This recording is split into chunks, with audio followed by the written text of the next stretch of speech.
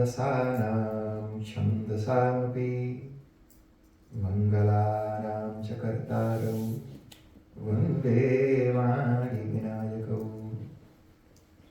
भवानी शङ्करौ वन्दे श्रद्धा विश्वासरूपिणौ याभ्यां विना न पश्यन्ति सिद्धाः स्वान्तस्थमीश्वरम् वन्दे बोधमयं नित्यं गुरुं शङ्कररूपिणं यमाश्रितो हि वक्रोऽपि चन्द्रः सर्वत्र वन्द्यते सीतारामगुणग्राम पुण्यारण्यविहरिणौ वन्दे विशुद्धविज्ञानौ कवीश्वरकपीश्वरौ उद्भवस्थितिसंहारकारिणीं क्लेशहारिणीं सर्वश्रेयस्करीं सीतां नतोऽहं रामवल्लभाम् यन्मायावशवर्ति विश्वमखिलं ब्रह्मादिदेवासुरा यत्सत्त्वादमृषैव भाति सकलं रज्जौ यथा हिर्भ्रमः यत्पादप्लवमेकमेव हि भवां बोधे स्थितिर्षावतां वन्देऽहं तमशेषकारणपरं रामाख्यमीशं हरिम् नानापुराणनिगमागमसम्मतं यत् रामायणे निगदितं क्वचिदन्यतोऽपि स्वान्तः सुखाय तुलसी रघुनाथगाथा भाषानिबन्धनमतिमञ्जुलमातनोति ॐ भगवते परिकरसहिताय रामचन्द्राय नमः।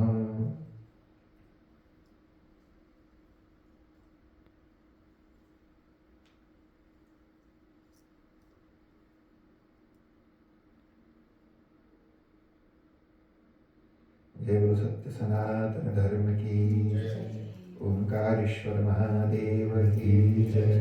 बुद्ध भावन भगवान श्री काशी विश्वनाथ की जय। सियावर रामचंद्र भगवान की जय। पवन सुत हनुमान की जय। ओम नमः पार्वती पतये हर हर हर महादेव। जिस प्रकार का काम हम करना चाहते हैं, जिस प्रकार के कार्य में सफल होना चाहते हैं, उस प्रकार के कार्य में सफलता देने वाले जो देवी देवता हैं उनकी पूजा करते हैं। शादी नहीं हो रही है तो शादी कराने वाले देवी देवताओं की पूजा करेंगे। अगर झगड़ा करके जीतना है तो झगड़ा में जीत दिलाने वाले देवताओं की पूजा करते हैं। धन कमाना है तो धन देने वाले देवताओं की पूजा करते हैं। लेकिन जब कथा करनी है तो कथा में जो मदद करने वाले देवी देवता हैं उनकी प्रार्थना करेंगे। क्योंकि तुलसीदास जी राम कथा करना चाहते हैं तो उनके पहले जिन लोगों ने राम कथा की उन सब की स्तुति की। जिससे उधार लें उसको धन्यवाद नहीं देना चाहिए, देना तो चाहिए। ये संसार ऐसा है। सीता जी के पास जब हनुमान जी गए अशोक वाटिका में, तो ऊपर अशोक वृक्ष पर बैठ करके छोटा सा रूप धर के इंतजार कर रहे थे। ढेर सारी राक्षसियां घेर करके खड़ी थीं। हनुमान जी ने सोचा कि राक्षसियों के रहते हुए ही अगर मैं जाऊं तभी लाता मुखी शुरू हो जाएगा। ना तो मैं जान पाऊंगा कि ये सीता है, ना तो सीता जान पाएंगे कि मैं हनुमान हूं। तो कई बार ताकत रहते हुए भी घुसा घुसी करने से बचना चाहिए। तो हनुमान जी बचे। कहा कभी जाऊंगा तभी लड़ाई शुरू हो जाएगी एक राक्षसी और हमारे बीच में। तो कहा कि थोड़ा इंतजार करो, ये हटे तो जाऊं। तो इंतजार करते रहे और उसी समय राक्षसियां डांट रही हैं, गरिया रही हैं कि गरिया रही हैं, भर्त्सना कर रही हैं। बालन का भर्त्सिता, रावण भी आया, वो भी गरियाया। कहा कि देख, तेरे को समझ में नहीं आ रहा, मैं कहाँ त्रिलोक विजयी राजा, स्वर्ग में भी जो उपलब्ध नहीं वो सब हमारे लंका में है, और तुम मुझे अपना पति नहीं बनाना चाहती है। और राम में ऐसा क्या है? ना तो उसके पास राज्य है, ना तो ठीक का घर है, ना तो रूम है, बेडरूम भी नहीं, तकिया खटिया बिस्तर ज्वेलरी कपड़ा कुछ नहीं है, जंगल में घूमता है, जहां जो भेटाया खाता पीता है। कहा कि मेरे से शादी करो, ये सुख भोगो, देखो स्वर्ग का सुख है, और सारी पहले से मेरी पत्नियां हैं, सब तुम्हारी सेवा करेंगी, तुम सबकी हेड बनोगी। खूब लालच दिखाया। सीता जी ने कहा कि छुप करके तुम मुझे चुरा करके ले आया, जैसे कोई शेर का शिकार कुत्ता लेके चला जाए। तो कहा हमारे भगवान राम शेर और तू कहा स्वान की तरफ, उनमें और तेरे में कोई मुकाबला नहीं है। कहा धधकता हुआ आग और कहा एक पतिंगा। कहा कि छुप के लाया था, जिस दिन सामने पड़ेगा जैसे आग में पतिंगा ध्वस्त हो जाता है, भस्म हो जाता है, तू भी हो जाएगा। राम को बड़ा गुस्सा आया, वो मारने दौड़ा, राक्षसियों ने रोका। ये वाल्मीकि रामायण जी। उसके बाद सीता जी बोल रही है, क्या बोल रही है जी, कि मैंने पूरी श्रद्धा और भक्ति से अपने पति के प्रति निष्ठा रखी, मतलब राम के अलावा मैंने किसी और पुरुष को पुरुष नहीं माना। एक पत्नी प्रतिज्ञा करती है जी, जब शादी होती है तो शादी के समय सप्तपदी में वो बोलती है कि त्वदन्यम न पुरुषम मन्ये, मतलब मेरी नजर में, पत्नी कहती है अपने पति से कि मेरी नजर में तुम्हारे अलावा संसार में कोई मर्द नहीं है, मैंने मर्द कोई यही नहीं, तुम ही अकेले हो। ऐसी प्रतिज्ञा करती है, और पति के अतिरिक्त किसी को मर्द मानती ही नहीं है, कोई यही नहीं है जो मैंने पुरुष नहीं मानती। सीता जी ने कहा मैंने राम के अतिरिक्त किसी और को पुरुष नहीं माना, सच्ची निष्ठा से मैंने उनकी भक्ति की है। पति व्रत, लोग बोलते हैं व्रत, ये व्रत लिया जी, पति व्रत, यानी ये व्रत है, भूखा रहना व्रत नहीं, पति व्रत लिया, पति व्रत लिया, पति के अलावा मैंने किसी को कुछ नहीं माना। और दूसरा क्या जी, जमीन पर सोती हूँ, भूमि शैया, सीता जी अशोक वाटिका में जमीन पर सोती है, और जमीन पर सोती हैं और खाती पीती नहीं, रावण के भोग का कुछ भी खाती नहीं, बिल्कुल दुबली हो गई है, कमजोर हो गई है। जो चेहरे पर चमक रहती है वो धूल मिट्टी से ढक गया है, जैसे मणि जो चमकता है उस पर गैया गोबर कर दे और गोबर में मणि दब जाए, वैसे धूल और मिट्टी से सीता जी का पूरा शकल तुपा गया है, बाल लटिया जटिया गया है, क्योंकि कभी धोई नहीं, 10 महीना हो गया, नहाई ही नहीं। कहा शास्त्र कहता है पत्नी सिर्फ पति के लिए श्रृंगार करती है, आभूषण आदि करती है, जब मेरा पति नहीं तो मैं शरीर को क्या धोना, क्या नहलाना, क्या बाल बनाना, जैसा था वैसे ही छोड़ दिया, तो बाल लटिया जटिया गया। एक अबेरी धरा देवी, एक छोटी जी अपने बालों की एक ही चोटी बनाई, पूरे बालों को समेट करके जैसी चोटी बनाई थी वही एक चोटी उनके पीछे लटक रही है, कपड़े पर भी धूल मिट्टी जमी हुई, बिल्कुल दुबली हो गई हैं, बार बार रोने से, सिसकने से, दुखी होने से उनका चेहरा बिल्कुल वैसे ही हो गया जैसे कोई कमल डंडी से टूट करके जमीन पर गिर जाए और मुरझा जाता है। हनुमान जी ये सारा कुछ देखते हैं, सीता जी रो रो करके बोलती हैं मैंने व्रत किया लेकिन लगता है मेरा व्रत निष्फल हो रहा है। कैसे जी? कृतघ्न इस संसार। कहा कि संसार कैसा जी कि भाई किसी के लिए कुछ भी कर लो, जान भी निकाल करके दे दो। तो एक होता है कि अगर आप किसी के लिए कुछ अच्छा करें तो he must have attitude of gratitude, मतलब उसको ग्रेटिट्यूड रखना चाहिए ना जी कि भाई आपने हमारे लिए अच्छा किया। लेकिन ये संसार जी भस्मासुर की तरह है, मैंने आपसे काम कराएगा, मतलब निकालेगा और बाद में ठेंगा दिखा देगा। तो कृतघ्न उसको कहते हैं, कृतघ्न संस्कृत में शास्त्रों ने कहा कृतघ्नस्य नास्ति निष्कृति ही। जैसे कृतघ्न व्यक्ति जो ग्रेटिट्यूड नहीं रखता उस आदमी को कृतघ्न कहते हैं। सीता ने कहा जैसे कृतज्ञ के ऊपर किया गया उपकार, जैसे कृतज्ञ के लिए किया हुआ सारा कर्म व्यर्थ हो जाता है, लगता है उसी प्रकार मेरा व्रत भी व्यर्थ हो गया, इसका कोई फल नहीं है। जैसे किसी शूद्र के द्वारा बोला हुआ वेद का मंत्र फल प्रकट नहीं करता, वैसे ही मेरी प्रार्थना, देवताओं के लिए की हुई मेरी प्रार्थना भी फल प्रकट नहीं कर रही है। देवता लोग मुझे सुन नहीं पा रहे हैं। तो कृतघ्न, ये संसार कृतघ्न। कहा कि कुछ भी उसके लिए करो लेकिन फिर भी 1000 कंप्लेन आपसे कर देगा। तो हमसे तो करता ही है जी, भगवान से भी करते हैं। तो ऐसे चित्त की शुद्धि हेतु ये भगवान की कथा, जब भगवान की कथा सुनते हैं तो ये चित्त की शुद्धि कर देता, चित्त को शुद्ध कर देता, मन को पवित्र कर देता। तो क्यों? और गंगा भी ही करती है, गंगा जी भी पवित्र करती हैं शरीर को।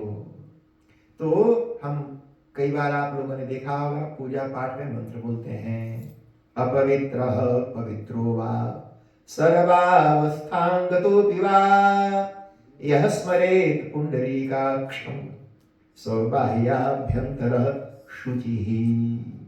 इसका मतलब जानते हैं क्या हुआ? इसका मतलब यह है अपवित्र और पवित्र, दो हालत है हमारे, या तो कोई पवित्र है या अपवित्र है। पवित्र माने शुद्ध और अपवित्र माने अशुद्ध। तो कोई अपवित्र है या पवित्र है। अपवित्र पवित्रो वा माने या, हिंदी में या कहते हैं, या पवित्र या अपवित्र। अपवित्र पवित्रो वा, चाहे वो शुद्ध हो या अशुद्ध हो।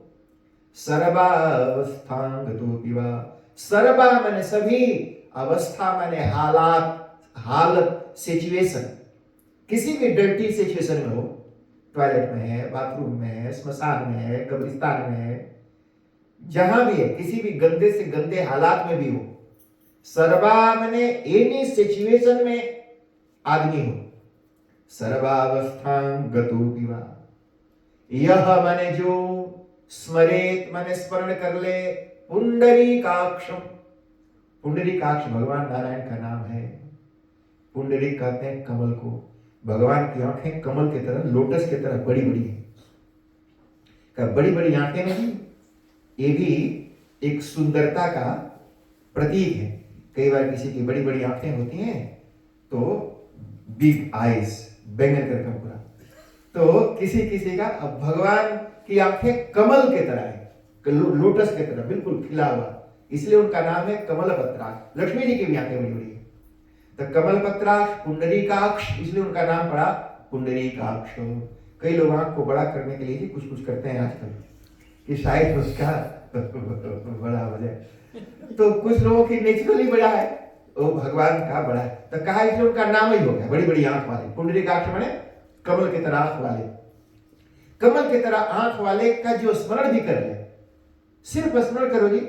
मैंने एक बार काशी में गुरुजी से पूछा कि भाई गुरुजी, मैंने कहा गुरुजी ये मंत्र जब हम बोलते हैं तो पानी क्यों छिड़कते हैं? पानी छिड़को और मंत्र बोलो। तो कहा काहे पूछता है? तो मैंने कहा मंत्र में लिखा नहीं है पानी छिड़कने के लिए, मंत्र में तो खाली ये बोला कि यह स्मरेत, स्मरण कर ले केवल पुंडरीकाक्षम। कुछ नहीं करना, पानी वानी छिड़कने की जरूरत नहीं है। टॉयलेट में, कब्रिस्तान में, स्मशान में बैठा है, पानी नहीं है, वहां क्या करेगा? जहां पानी नहीं क्या छिड़केगा? तो बोला पानी की जरूरत नहीं है। कहा सिर्फ स्मरण कर लो, नारायण नारायण नारायण। सिर्फ नारायण के स्मरण करने मात्र से बाह्य माने बाहर और आभ्यंतर माने अंदर, शुचि ही, स माने वह, स बाह्याभ्यंतर, स माने वह, बाहर आभ्यंतर, शुचि ही, पवित्र हो जाता है। ये भगवान के नाम की शक्ति है। भगवान के नाम लेने मात्र से शुद्ध हो जाता है। पानी छिड़कने का काम ही नहीं है, तो पानी काहे छिड़कना? कहा कि भाई लोगों को तो नहीं बुझाता है सबको, तो थोड़ा साइकोलॉजिकली उसके दिमाग में लगे कि हाँ भाई शुद्ध हो गया, तो साइकोलॉजिकली उसके दिमाग में लगे कि शुद्धि हो गई तो पानी छिड़क दो, जरूरत नहीं है पानी की, तो बिना क्योंकि नहा धोआ के तो आया ही। अब मैंने 10 बाल्टी पानी उड़ेल के आया है, उससे वो शुद्ध नहीं हुआ, और दो ड्रॉप पानी डालने से शुद्ध हो जाएगी। इसलिए सिर्फ साइकोलॉजिकली उसके दिमाग में डालने के लिए पानी का छींटा मार दिया। तो भगवान का नाम में शक्ति, तो भगवान का नाम और कथा ही तो ही नहीं, भगवान का नाम ही कथा है। कथा भगवान से अलग नहीं है। ध्यान रखिएगा, शब्द और अर्थ दो होता है ना जी, शब्द और अर्थ अच्छे से समझ लो। शब्द और समझते हैं जी, जैसे एक है वर्ड और एक है उस वर्ड का मीनिंग। जैसे वर्ड है घड़ी और मीनिंग है ये, जैसे पानी वर्ड है और मीनिंग है उसका वो लिक्विड। तो शब्द अर्थ से अलग नहीं होता, अर्थ शब्द में ही घुसा हुआ है। वागर्थाविव संपृक्तौ, ये हमारे कालिदास जी का श्लोक है जी। वागर्थाविव माने वाग माने वाणी और अर्थ दोनों एक में एक मिले हुए हैं। जब हम शब्द बोलते हैं वर्ड, तो उसका मीनिंग शब्द ही मीनिंग को पैदा करता है, यानी शब्द के अंदर ही उसकी मीनिंग रहती है, यानी अर्थ शब्द में ही रहता है। तो जो हम शब्द बोलते हैं वही तो कथा है, और उस शब्द का जो मीनिंग है वो परमात्मा भगवान। तो जो भगवान है उन्हीं शब्दों में ही बैठे हुए हैं, तो इसीलिए वो भगवान से भगवान की कथा अलग नहीं है, दोनों एक हैं ही। इसलिए वर्णानाम अर्थसंघानाम रसानाम छंदसामपि मंगलानाम च कर्तारो वंदे वाणी विनायकौ। फिर भगवान शिव की प्रार्थना, भवानी शंकरौ वंदे श्रद्धा विश्वास रूपिणौ याभ्याम विना न पश्यन्ति सिद्धा स्वांतस्थमीश्वरम। तो याभ्याम का मतलब होता है जिन दोनों के बिना। जैसे हिंदी में मान लो कोई हस्बैंड वाइफ है, बहुत काम करते हैं, मदद करते हैं, तो हम बोलेंगे कि उन दोनों के बिना तो यहाँ कोई काम ही नहीं होगा। तो हिंदी में कहेंगे उन दोनों के बिना, संस्कृत में कहेंगे ताभ्याम बिना, याभ्याम बिना। कहना वो जिन दोनों के बिना कुछ नहीं हो सकता, वे दोनों ये हैं, तो उनको कहेंगे याभ्याम बिना। तो तुलसीदास जी ने भवानी और शंकर को प्रणाम किया, कहा कि इन दोनों को प्रणाम जरूर करना है, क्योंकि ये दोनों श्रद्धा और विश्वास है। यानी श्रद्धा ही भवानी है और विश्वास ही भगवान शिव है। तो भगवान शिव और भवानी श्रद्धा और विश्वास बनकर जब हमारे अंतःकरण में घुसते हैं, बैठते हैं, तब जो बाहर से कथा हमारे कानों में जाता है, हमारे अंतःकरण में वो भगवान को दिखाता है। जब भगवान शिव और पार्वती श्रद्धा और विश्वास का रूप धर के हमारे अंतःकरण में बैठ करके रोशनी करते हैं, तो फिर उस हृदय में भगवान दिखाई पड़ते हैं। अगर ये दोनों रोशनी नहीं करेंगे तो हृदय में अंधकार भरा रहेगा, सारी कथा अंदर जाएगी, पर उस हृदय में वो भगवान दिखेंगे नहीं, प्रकट नहीं होंगे, पता नहीं चलेगा, बुझाएगा नहीं कि वहां कुछ हुआ। कहा कि वहां पर वो प्रकट चले, प्रकट हो जाए, तो उस प्रकट करने वाले श्रद्धा और विश्वास स्वरूप ये भवानी शंकर हैं। याभ्याम विना न पश्यन्ति सिद्धाः। कहा कि देखो साधारण लोग हम और आप, हमको नहीं दिखाई पड़े कोई बात नहीं। कहा कि जो बड़े बड़े सिद्ध हैं ना जी, सिद्ध हैं जो महापुरुष, कहा वो सिद्ध लोग भी अपने अंतःकरण में बैठे हुए ईश्वर को नहीं देखते, अगर ये दोनों उनके अंदर श्रद्धा और विश्वास के रूप में ना बैठे हों। तो इसलिए भवानी शंकर वंदे श्रद्धा विश्वास रूपिणो याभ्यां विना न पश्यन्ति सिद्धाः स्वान्तस्थमीश्वरम्। भगवान शिव कथा कहने वाले प्रथम वक्ता है और पूरे संसार के कल्याण के लिए दोनों गंगाओं के उत्पत्ति के स्थान हैं। एक जो गंगा है उनका नाम है भागीरथी गंगा, जो बहती हैं उनका नाम है भागीरथी गंगा, और ये जो गंगा है जिनकी बात हम कर रहे हैं वो है कथा गंगा। तो भागीरथी गंगा और कथा गंगा ये दोनों भगवान के सिर पर है। पहला जो इनका पड़ाव है, जैसे मान लो जब स्वर्ग से राम कथा भी स्वर्ग से ही आती है, क्योंकि लोग ना विष्णु भगवान के पास सभी देवता लोग गए और जाकर के प्रार्थना की कि महाराज धरती त्राही त्राही करनी है, रावण का अत्याचार बढ़ गया, ढेर सारे राक्षस असुर हो गए, आप पधारिए। तो ऊपर से नीचे के तरफ वो परमात्मा आते हैं। सुनो, ऊपर से नीचे जाना, अधोगति, गोइंग डाउन, उन्नति नहीं कर रहा, अवनति कर रहा, फॉल। तो जीवन में फॉल करना ये तो वो लोग अच्छा नहीं मानते ना जी। तो परमात्मा का तो फॉल हो गया, डाउन, कमिंग डाउन, ऊपर से डाउन आते हैं।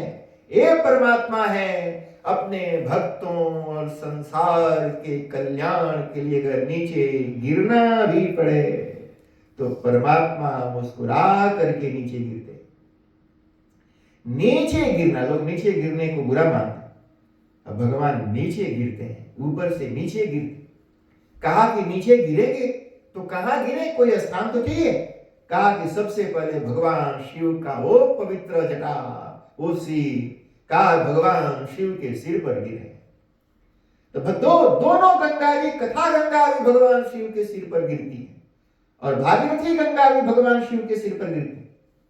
भागीरथ जो भगीरथ थे राम जी के ही पूर्वज थे, उनके पहले कई 2-3 पीढ़ी जी घोर तपस्या किए, क्योंकि वो सगर के पुत्रों को श्राप मिला था। कहा कि भाई चलो, ये जब अगर गंगा जी का जल इनके ऊपर गिरे तो सब जिंदा हो जाए। लेकिन गंगा जी तो स्वर्ग में रहती है। गंगा जी कौन है? जिस समय भगवान नारायण वामन रूप धर करके राजा बलि को नापे तो उनका पैर ब्रह्मलोक में पहुंच गया। ब्रह्मा जी ने तो छीना, पहचान लिया, अरे ये तो साक्षात मेरे बाबूजी का गुण हमारे पास आ गया। यानी मुझे मेरे पिताजी के पास नहीं जाना पड़ा, पिताजी ने गुण भेज दिया। झट से कमंडल निकाला और धो करके अपने कमंडल में धर लिया। ये भगवान जी जिनके पैरों का धोवन भी गंगा कहलाती है, वो भगवान कितना बड़ा होगा, विचार करो। वो धो करके रख लिया जी, वो गंगा जी हो गई। कहा कि वो अगर आकर के इनके ऊपर कोई छिड़क दे ये जिंदा हो जाएंगे। कहा कि उनको लाएगा कौन? तो कई लोगों ने कोशिश की जी, मर गए, फिर दूसरे आए, उसको भी मर गए। ये जीवन है, जरूरी नहीं है कि आप जो कर्म करते हो उसका फल आपको अभी ये मिल जाए।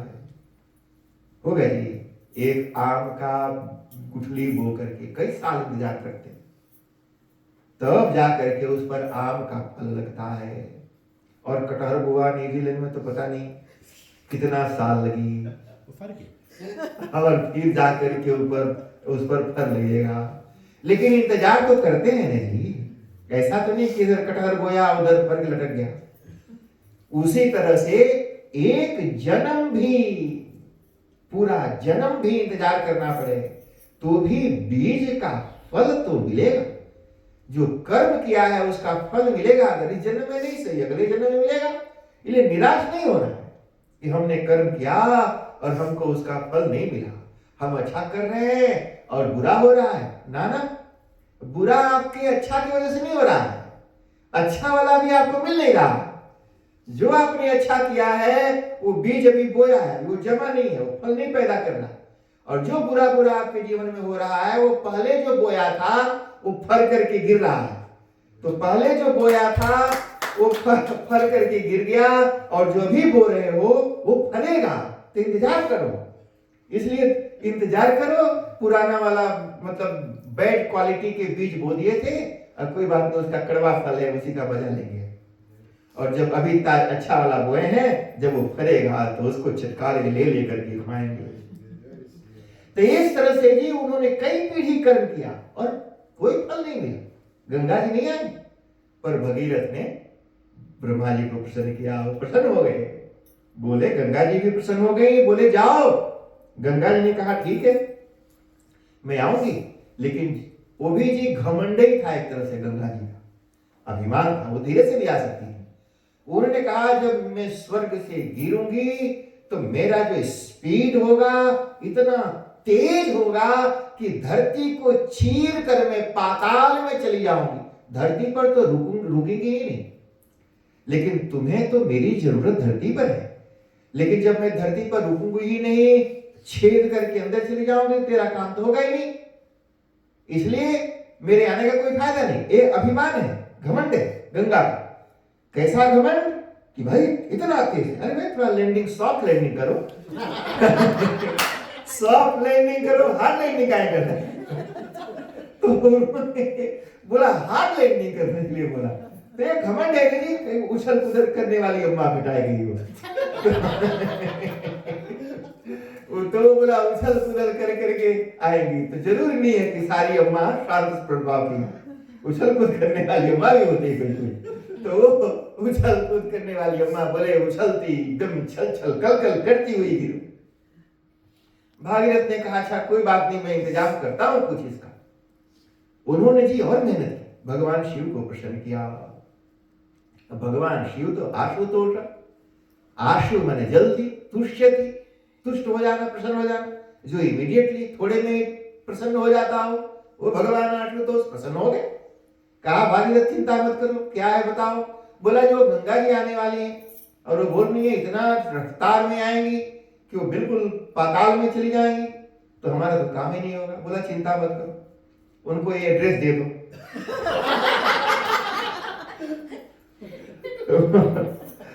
बोलो उनको ये एड्रेस दे दो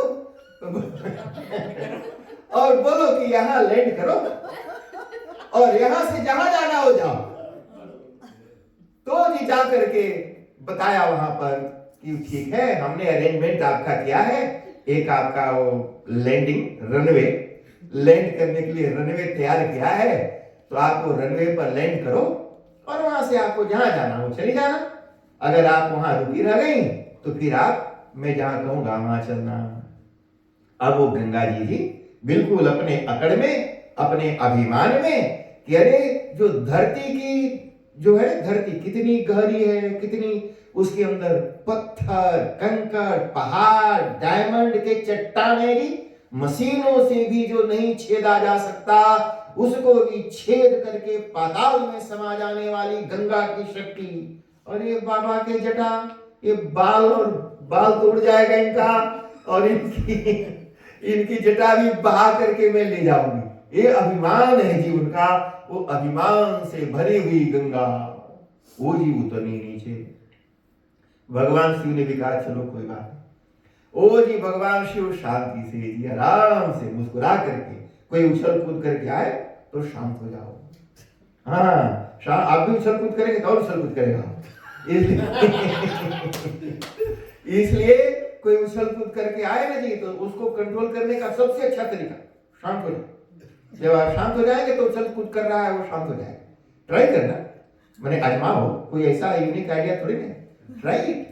तो ट्राई करोगे तो रिजल्ट आपको अच्छा मिलेगा। तो भगवान शिव शांत हो गए और अपने जटा को फैला दिया जी। वो भगवान शिव की जटा, जटाजूटधारी, वो उनकी जटा जी साधारण जटा नहीं है।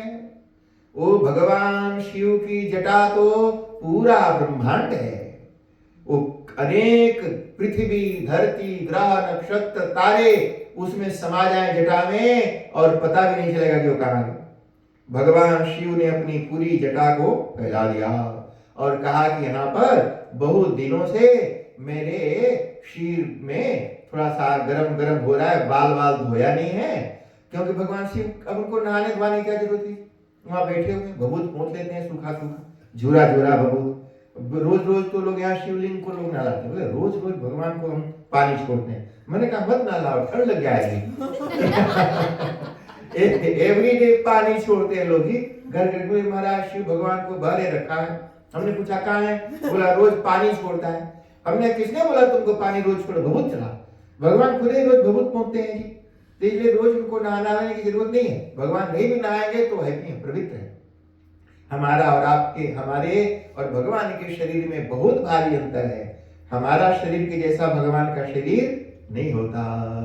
अच्छा जी, भगवान ने कहा आ जाओ देवी, थोड़ा सा हमको आप भी नहला दीजिए, थोड़ा सा मैं भी आपके जल से स्नान कर लूंगा, मेरे जटा पर थोड़ा आराम कर लो और यहाँ से निकल करके अपना जहां जाना हो जाना, और फिर यहाँ रुकी रह जाना, थोड़ी देर अगर रुकी रह गई तो। गंगा जी पूरे जोश से, वेग से भगवान शिव के ऊपर जटा पर लैंडिंग की। अब वो जटा में जब घुसे तो भगवान शिव ने अपने जटा को घुमाना शुरू कर दिया।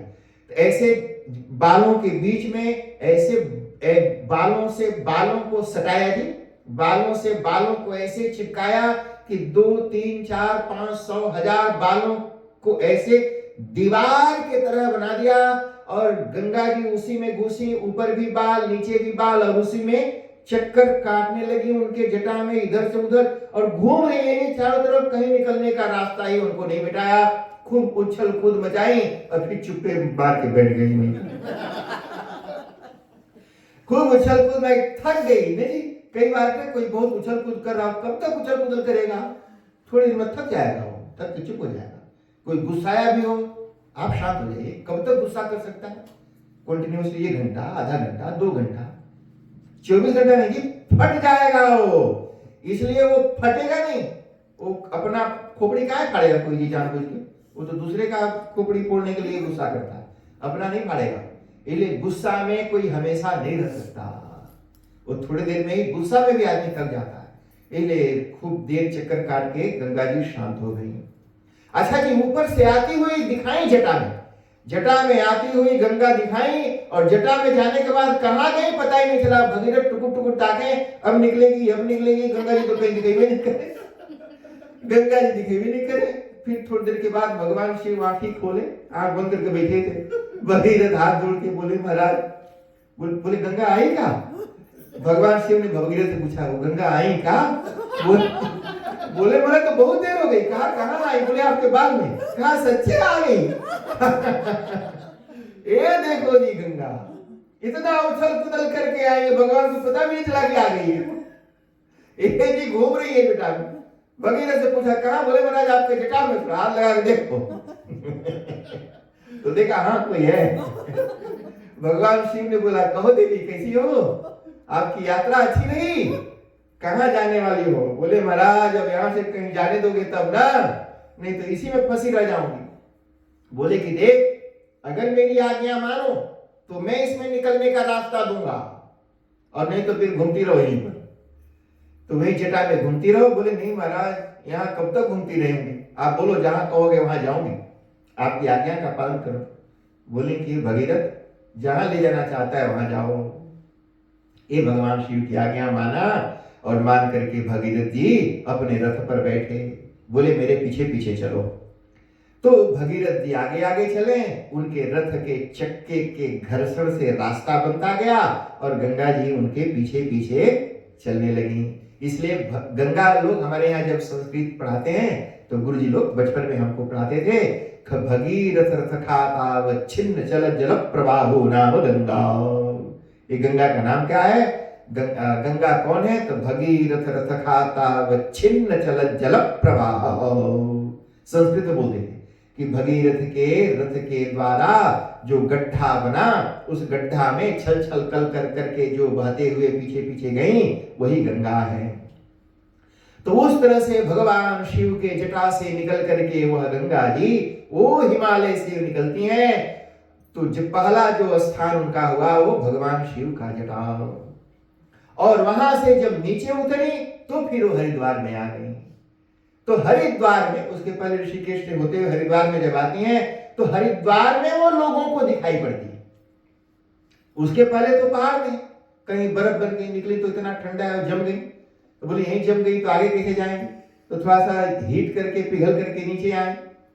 तो वहां से यात्रा करते पहला उनका जो विजिबल स्थान है, जहां पर लोगों ने उनको देखा, अनुभव किया और उनकी स्तुति गाई, हे गंगा माई, वो हरिद्वार हो गया।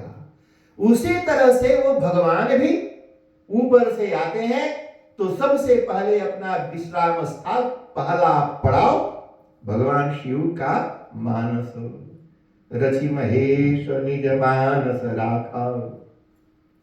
तो राम परमात्मा, वो भगवान और ईश्वर की लैंडिंग भी भगवान शिव के मानस में, यानी कथा गंगा भी वहां और भागीरथी गंगा भी वहां।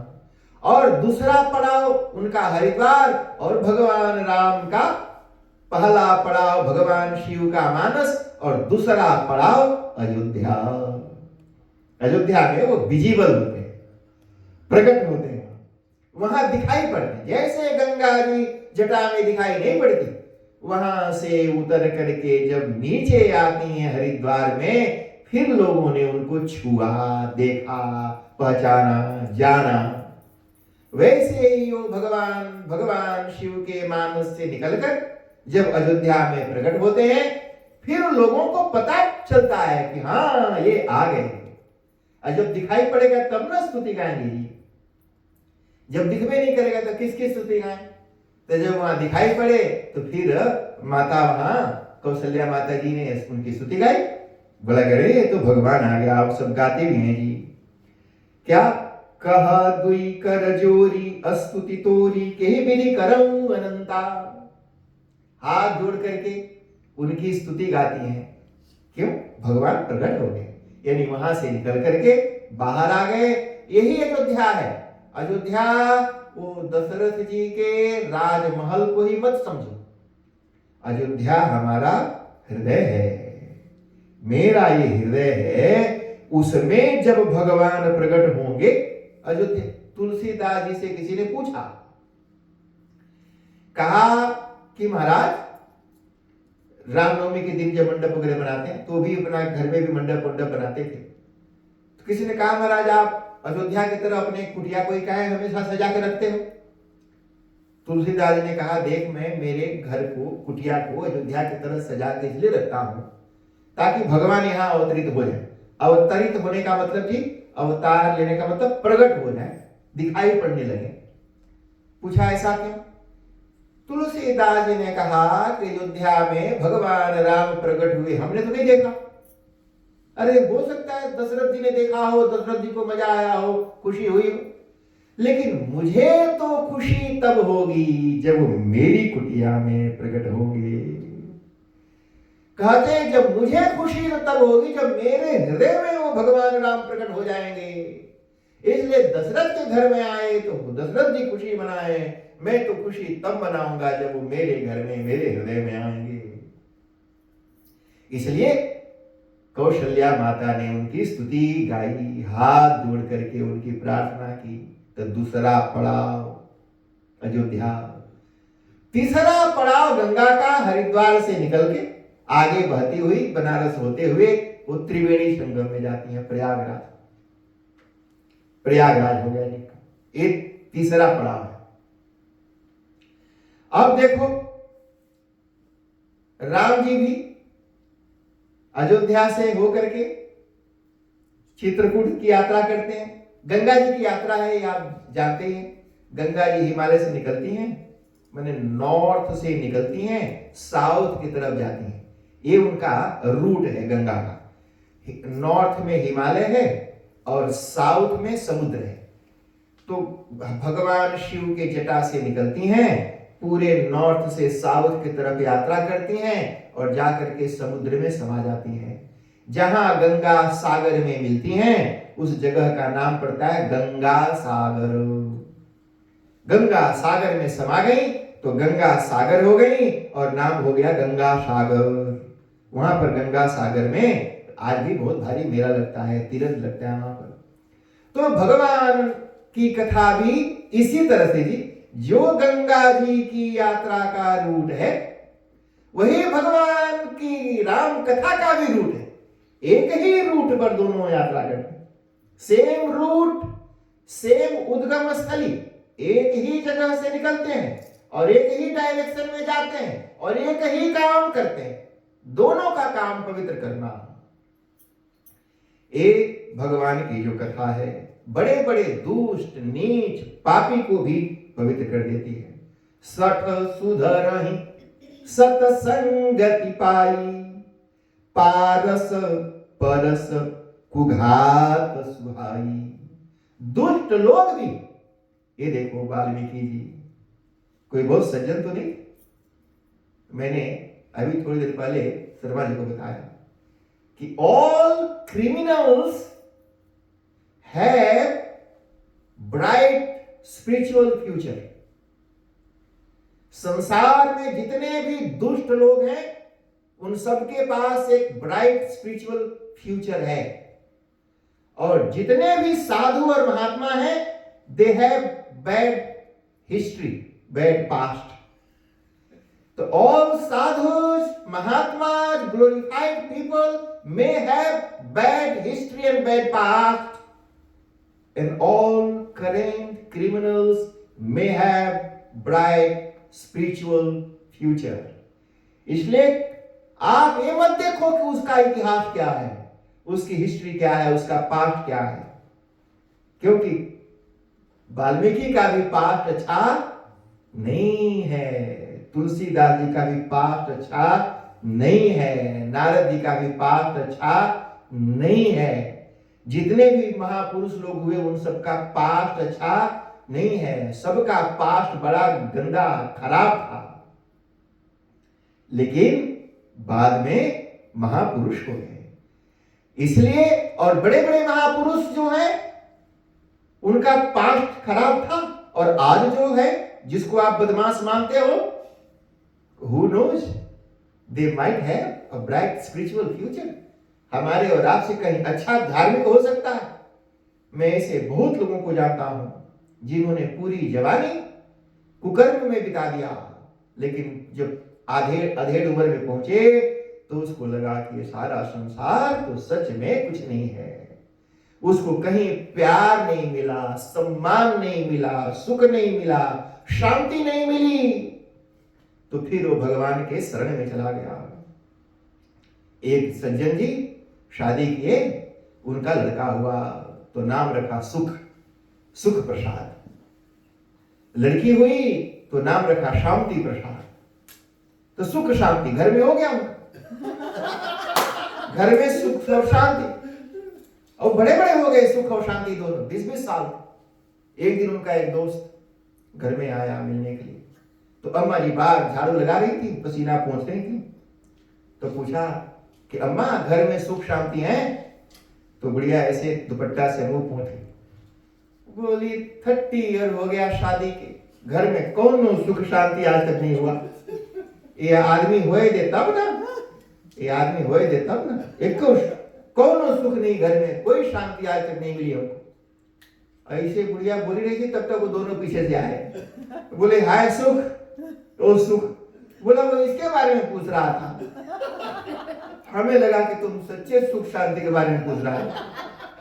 ये है कि सुख और शांति नहीं भेटाया, तो फिर वो ऐसे स्पिरिचुअल हो गए कि खाना पीना छोड़ दिया, साधु बिल्कुल वेगन। अब हमको फोन कर करके पूछते हैं, महाराज शास्त्रों का कोई एविडेंस बताओ ताकि मैं लोगों को सुनाऊं। कुछ एविडेंस बताओ कि मैं लोगों को सुनाऊं और ऐसे बनाऊं। हमने कहा कोई बात नहीं, हम दुनिया को सुधारने का काम हमारा नहीं है, हमारे सुधरने से लोग सुधरेंगे जी, हम ही को सुधार देंगे। इसलिए हमको सुधार, इसलिए मूड मारने के काम नहीं है। हाँ काहे पकड़ का मूड पड़ जाएगा, कुछ नहीं होगी। अगर नहीं आपको विश्वास है तो मार के देख लो, हाँ, पटकते पटकते मूड फूट जाएगा, वहां कुछ तो नहीं होगा।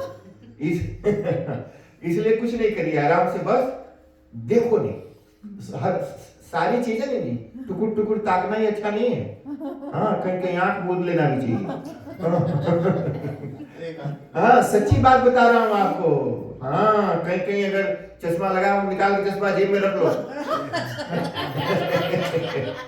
निकाल के चश्मा रख लो, नहीं दिखाया होगा। हाँ, सब कुछ नहीं देखना जी, नहीं देखना चाहिए सब कुछ। हाँ नहीं, अगर सब कुछ देखना शुरू करोगे बड़ी भारी बवाल हो जाएगा। बवाल हो जाएगा, जीवन जीवन दुख से भर जाएगा। मत देखिए, इसलिए आंख मूंदना भी चाहिए और कान भी बंद करना चाहिए। इसलिए सब कुछ सुनना नहीं, सब कुछ देखना नहीं। अगर जीवन में आनंद चाहते हो तो इसलिए प्रैक्टिस करना बहुत जरूरी है। तो भवानी शंकर वंदे श्रद्धा विश्वास रूपिणम याभ्याम विना न पश्यन्ते सिद्धा स्वांतस्थमीश्वरम। ए भवानी और शंकर साक्षात भगवान शिव, तो सठ सुधर ही सतसंगति पाई। ए भगवान की कथा जब पवित्र कथा अंतःकरण में जाती है तो अंदर बैठा हुआ जो पाप है, जो मैल है, जो दुष्ट बुद्धि है, जो दुष्ट चित्त है, उसको पवित्र कर देती। तो अंतःकरण की अंदर की जो दुष्टता है वो जब शुद्ध हो जाती है तो और तो कोई प्रॉब्लम है नहीं, आदमी फिर अच्छा करने लगता है। जो बुरा करता था वो अच्छा करने लग जाता है। तो पूजा पाठ में एक आइटम लोग चढ़ाते हैं, उसको अभ्रक कहते हैं। अभ्रक बहुत चमकदार, शाइन भी चमकता है। कई बार लोग मुझसे पूछते हैं कि अभ्रक क्या है, आप जानते हैं? ये देखो, तो अभ्रक होता है जी, इनको दिखा देना। तो लोग मुझे पूछते हैं कि अभ्रक क्या है, तो मैं बोलता हूं कि जो डायमंड होता है ना जी, डायमंड, डायमंड क्या है? मिट्टी है। पत्थर, पत्थर क्या है? मिट्टी। मिट्टी ही ना पत्थर बना जी। अरे पंच महाभूत के अतिरिक्त संसार में कुछ और है क्या? मिट्टी ही पत्थर बना है और पत्थर ही डायमंड बना है, क्योंकि diamond it's hard to find, इसलिए कीमती है। और उसका कोई मतलब नहीं, यूजलेस है जी। डायमंड गोल्ड यूजलेस, कोनो मतलब नहीं है उसका, फुकट में इतना महंगा बिकता है। हाँ, कोई उसका यूज है बता दो। अगर आपका मूड पिरा है तो डायमंड सटा दो तो खाई नहीं होगा नहीं। अच्छा, बीपी हाई हो जाए तो गोल्ड का चूड़ी ऐसे से घुमा दो, कंट्रोल होगा? एक बेनिफिट बता दो गोल्ड का, डायमंड का। फुकट का टेंशन, कहीं खो ना जाए, कोई लोन ले न ले, कहीं कोई खिड़की न तोड़ दे, हम लोग में टेंशन नहीं, क्योंकि बड़ा मुश्किल से मिलता है, इसीलिए कीमती महंगा है ना जी। इस अच्छा मान लो अभी जितने भी गोल्ड बेचने वाले या चाहे वो यूएस वगैरह कंट्रोल करने वाले लोग हैं, अगर वो बोल दें कि ये 2026 से 2027 से सारा गोल्ड और डायमंड $5 किलो बिकेगा, उसके बाद अगर किसी के पास है तो उसका कोई वैल्यू नहीं है, $5 किलो बिकेगा, देखना जी सारा प्राइस उसका गिर जाएगा। लोग $4 किलो आज बेच करके छुटकारा पा लेंगे। वो सारा उसका दाम और कीमत इसलिए है लोगों ने हार्ड बना दिया है। तो जो अभ्रक है, जो डायमंड, जो पत्थर है, उसके अगल बगल का जो वेट है, जो मिट्टी नॉर्मल मिट्टी, डायमंड के बगल में रहने वाली जो मिट्टी है वो मिट्टी भी डायमंड के तरह चमकती है। This is the effect of association. कहा कि ये सत्संगति है। सत्संगति माने एसोसिएशन। अच्छे एसोसिएशन में रहने से मिट्टी भी डायमंड के तरह चमकती है और कोयले के बगल में रहने वाली मिट्टी भी करिया कोयला की तरह रह जाती है। तो इसलिए सठ सुधर रही सत्संगति पाई। जब हम अच्छे के साथ में रहेंगे तो हमको, हमारे बाबा आजा जी, आजा हमारे बाबा बोलते हैं, वो बोलते थे दोस्ती हमेशा अपने से बेटर से करो। जब भी दोस्त बनाओ अपने से बेटर से करो। जो आपसे बेटर होगा वो आपको अपलिफ्ट करके बेटर बनाएगा। अपने से गधे से दोस्ती नहीं करना चाहिए, तो मैंने अपने से कमजोर से दोस्ती नहीं, फिर वो आपको नीचे गिराएगा, वो अपने लेवल में ले जाएगा आपको, और अपने वो आपको अपने लेवल में लेके जाएगा। इसलिए अपने से बेटर को करोगे तो आपको उठा करके अपने बराबर में ले आएगा और आप भी उसको देख करके आगे बढ़ने की प्रेरणा मिलेगी। कि ये सत्संगति तो सठ सुधर ही सत्संगति पाई। तो सत्संगति में प्रभाव है जो दुष्ट व्यक्ति को भी अच्छा बना देती है, और गंगा जी का भी प्रभाव है। क्या? गंगा गंगेति यो ब्रूयात् योजनानां शतैरपि सर्व पाप विनिर्मुक्तः विष्णुलोक महीयते। कहा कि ये गंगा जी हैं। तुलसीदास जी कहते हैं दरस परस करी मज्जन पाना। ये गंगा जी कहा कि सुनो, गंगा जी के पास जाकर डुबकी मार सकते हो। कहां इतना दूर से जाएंगे, डुबकी मारेंगे, टाइम मिलेगा। कई लोगों को मैं ऐसे जानता हूं, खूब पैसा है, बटोर रहा है रोज दिन भर, लेकिन आज तक कभी गंगा जी को छुआ नहीं, गया नहीं। मुझे लगता है कि यहीं पर वो राम नाम सत्य करा लेगा, कभी यही वो नहीं करेगा। इतना बटोरने में बिजी है। कौन चीज में बिजी है? तो बटोरे है। तो गंगा जी में नहीं गया। कहा कि कोई बात नहीं, मान लो कोई ऐसा है तो दरस देख लो गंगा जी के पास जाके, नहीं देख पाया। परस छुआ, वो भी नहीं कर पाया। मज्जन नहा भी नहीं पाया, पान भी नहीं कर पाया। कहा कोई बात नहीं, स्मरण तो कर सकता है दूर बैठ करके। गंगा गंगेति यो ब्रूयात्। तुलसीदास जी कहते हैं दरस सबसे पहले गंगा जी के पास है, चपाट से कूद जाओ ना, दूर खड़ा होकर हाथ जोड़ के प्रणाम करो। पहले गंगा जी किनारे जैसे हम लोग जाते थे तो सबसे पहले गंगा जी का पानी लेकर के ऐसे टच करते थे और माथे से लगा के प्रणाम करते। तो दरस, पहले दरस करो, दर्शन करो हाथ जोड़ के, फिर परस उसको स्पर्श करिए, और फिर जाकर के मज्जन, और फिर पाना।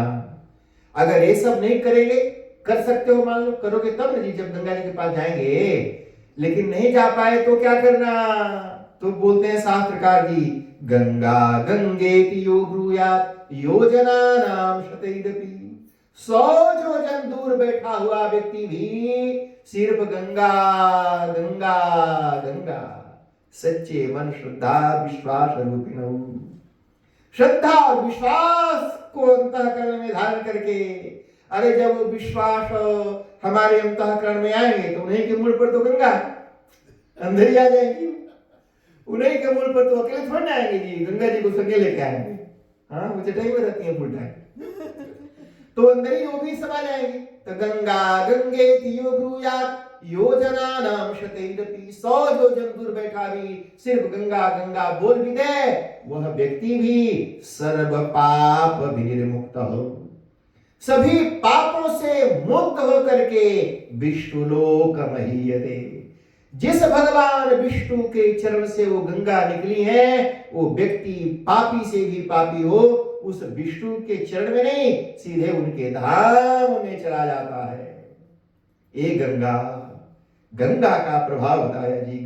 और कथा, तो कथा गंगा और भागीरथी गंगा, ये दोनों भगवान शिव के जटा से उतरती हैं और फिर हरिद्वार, काशी, प्रयागराज होते हुए गंगा सागर में समाती हैं गंगा जी। और जो कथा गंगा है, यह भी भगवान शिव के जटा से मानस से उतरती हैं अयोध्या, जनकपुर, चित्रकूट होते हुए और समुद्र में जाकर के वहां पर समाते हैं, समुद्र लांघते हैं ये, और राक्षसों का भी कल्याण करती है। जब सियावर रामचंद्र भगवान की जय। आइए आप सब खड़े जाइए और भगवान की आरती करें।